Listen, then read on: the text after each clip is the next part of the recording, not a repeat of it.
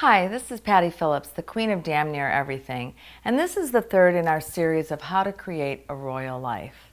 And as I've described before, a royal life is not life at Buckingham Palace. It's not the life that Prince Charles and Camille, is that her name, are living.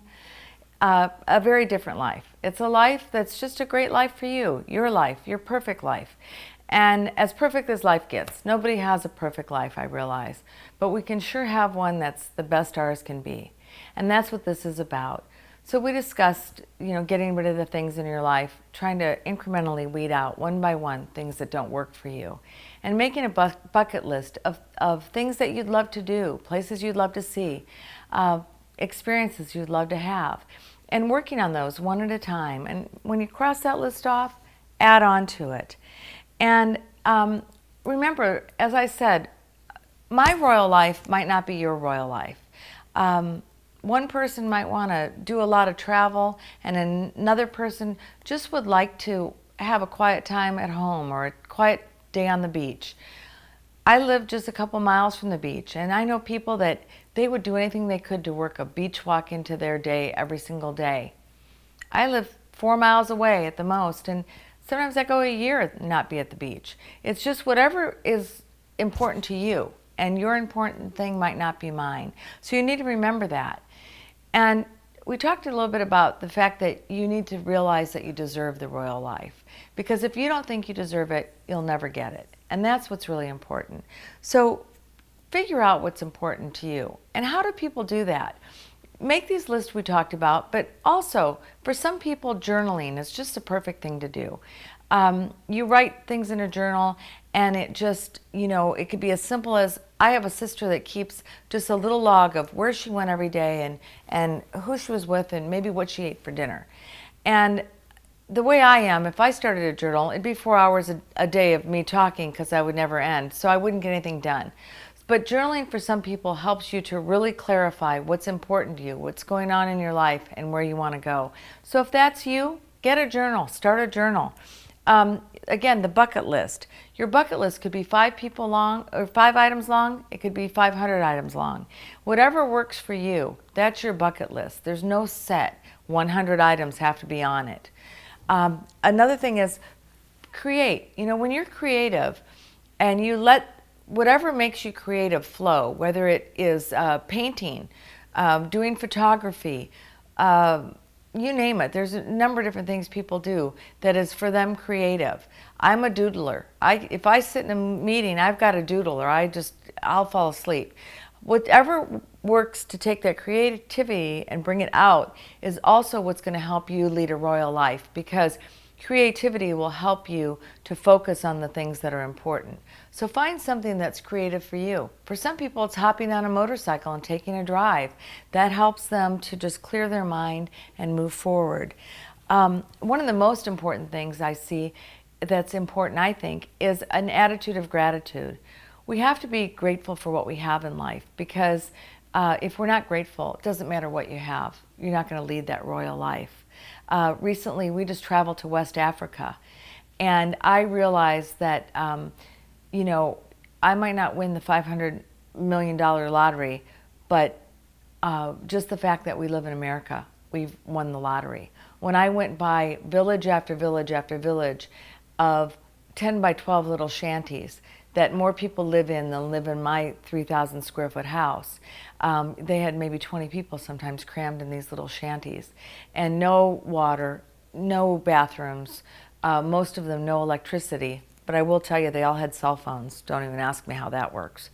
But they lived a life that my worst day here in America is better than their best day. So we have to have that attitude of gratitude for what we do have here. And even if we might not have as much as our neighbor or somebody else we know, we still have more than most of the world.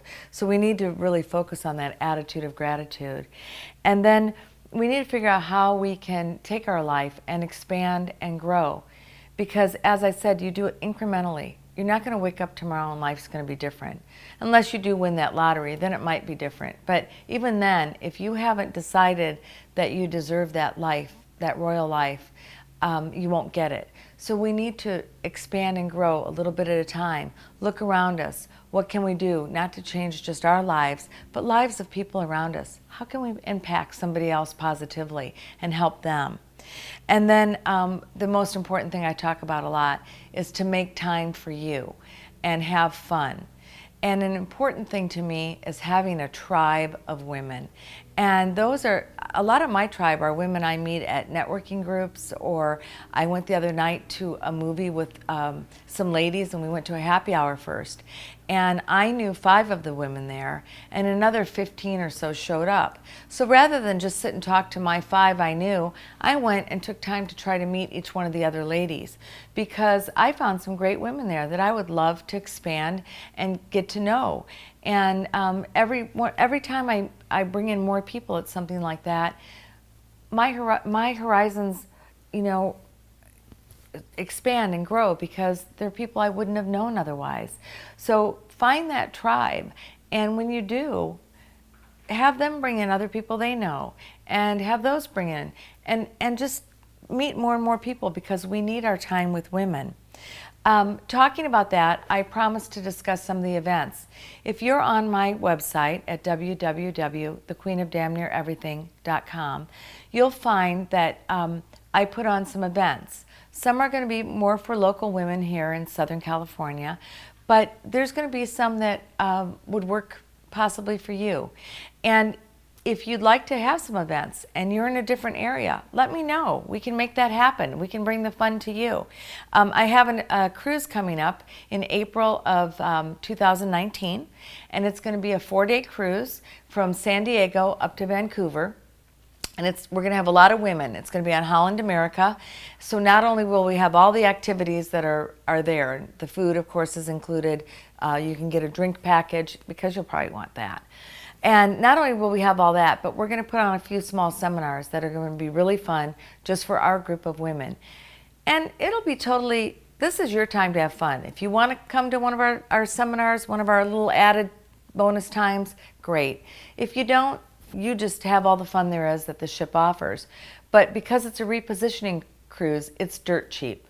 You can't go stay at a Motel 6 and eat out for what you get on this cruise.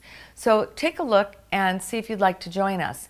And for those who want to make more than just the 4 days, we're going to take a little train on over to Seattle and spend a few extra nights there and have some fun. You got to go to Pike's Market and watch them throw the fish around, right? But we'll be spring in that area. It's going to be beautiful. We're going to be stopping in Victoria, so we'll be seeing some of the gardens there, and just have a great time. The rhododendrons will probably be in bloom.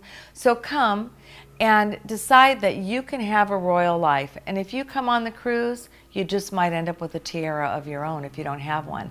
So come along. I'm also going to be doing, I do some 1-day retreats in my home for women, and we'll usually have 2 or 3 speakers, have some great food, have a lot of fun. I'll be doing another one in the fall. And I also do networking groups for women in our area. So stay tuned, look at the blog, see what you can do, and let's have some more fun together. And remember, you are a queen. Every woman's a queen, and you deserve to have every day an adventure in your life. Thanks so much.